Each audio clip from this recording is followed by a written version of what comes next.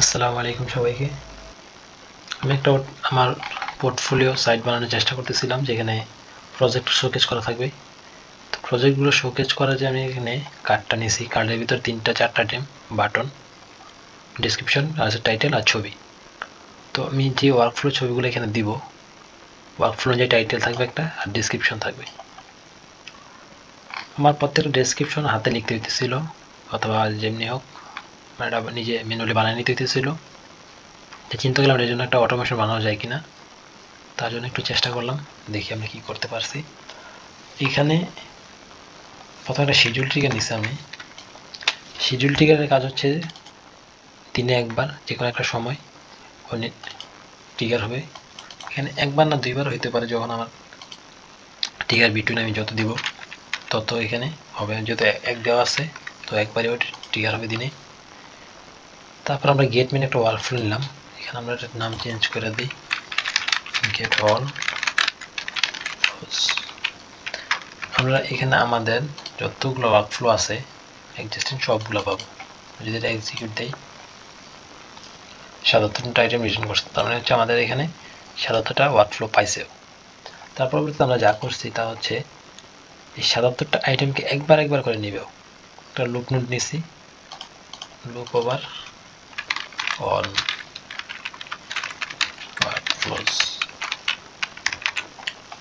একবার একবার করে নিছে। একবার করে নেওয়ার পরবর্তী যে কাজটা হচ্ছে এখানে, তা হচ্ছে সার্চ করছে। সার্চ করছে কোথায়? গুগলে সার্চ করছে, গুগল ড্রাইভে।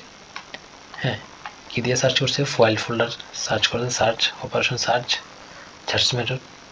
সার্চ মেথডে হচ্ছে ফাইলের নাম অথবা ফোল্ডার নেম। আমরা এখানে ফাইলের নাম দিয়ে সার্চ করছি। ফাইলের নাম দিয়ে সার্চ করার পরে কোথায় ফিল্টার অ্যাড করে দিছি? ড্রাইভটা, ফাইলসটা।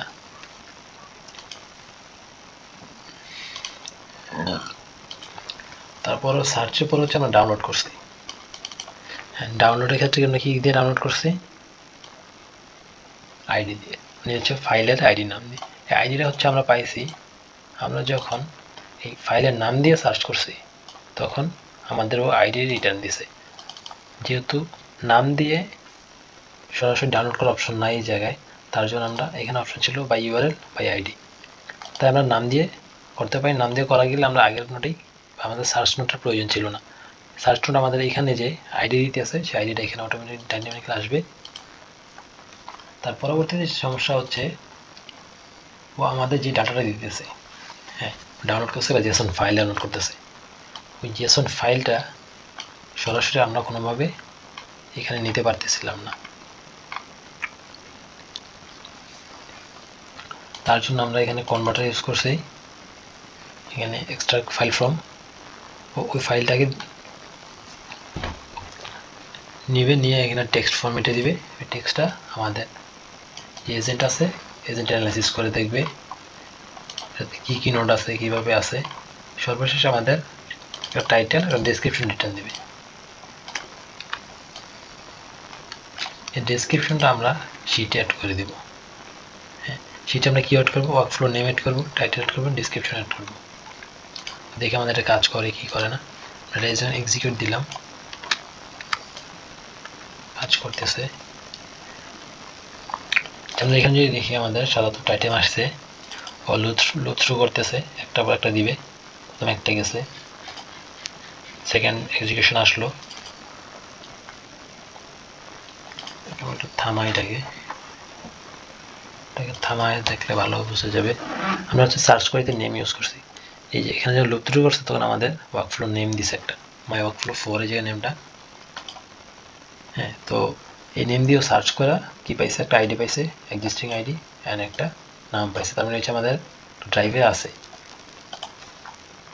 ড্রাইভে আসার পরে এখানে যে আইডিটা পাইছি আমরা, সেই আইডি দিয়ে সার্চ করে একটা ফাইল ডাউনলোড করে দিতেছে আমাদের। আমরা যদি দেখি এখানে এটা একটা জেসন ফাইল, এটা একটা জেসন ফাইল। আমরা কোনোভাবে যে ডাউনলোডের ফাইলে যে আমাদের কোনটা এটা না, ডাউনলোড ফাইল থেকে যে আমরা ডাটাটা পাইতেছি, জেসন হোক টেবিল হোক, কোনোটা থেকে আমরা পাইতেছিলাম না।